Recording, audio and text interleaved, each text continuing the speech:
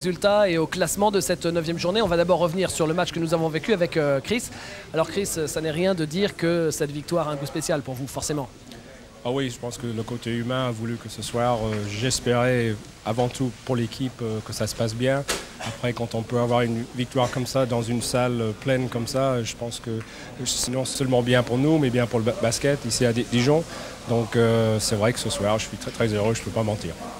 Patrick, est-ce que vous avez une question éventuellement pour Chris Singleton? Oui, bien sûr, Chris, on vous a vu dès le départ du match jouer un pari quand même à l'intérieur. On pensait le Paris Saint-Germain armé avec Reyes, Koturovic, Stolins. Alors c'était un pari risqué ou alors vous aviez la certitude que ce serait la clé de la victoire? De toute façon, on n'a jamais de certitude. Ce qu'on avait travaillé dans la semaine, c'était un jeu à mouvement parce qu'on savait que les intérieurs de PSG n'aimaient pas trop sortir. Donc on a essayé toujours de les mettre en mouvement. Donc on savait que si on allait réussir ce soir, il fallait un équilibre dans notre jeu. Il ne fallait pas seulement des shoots à l'intérieur, mais aussi un équilibre. Mais il fallait avant tout attaquer intérieur-extérieur.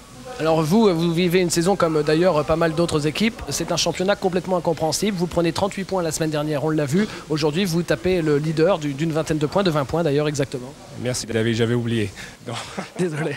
Non, mais c'est sûr que je pense que c'est la réalité du jour. Ce soir, on a vu une équipe qui avait vraiment envie. On a vu une équipe qui avait beaucoup travaillé pour avoir ce résultat.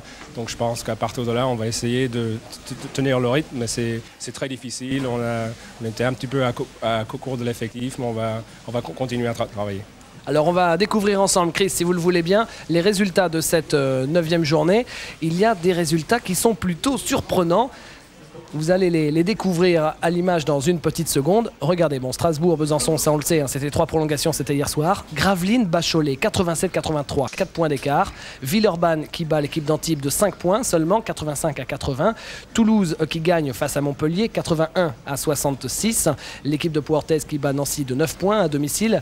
Évreux qui perd à domicile face à Châlons de 2 points, 68-66 pour Châlons. Et puis Limoges qui va le gagner assez facilement au Mans de 14 points, 76-62.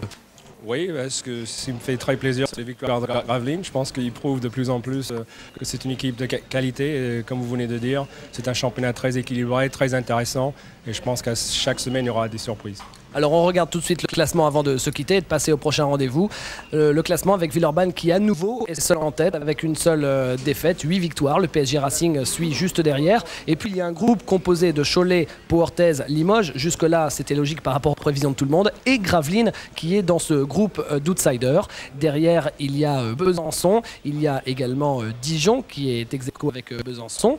Ça c'est pour les équipes qui ont un classement positif, c'est-à-dire qui ont plus de 50% de victoires. En ce qui concerne la suite du tableau, en dessous de 50% de victoire, Nancy, Le Mans et Châlons ex-aequo. Ensuite, Évreux, Antibes et Toulouse, Montpellier et Strasbourg.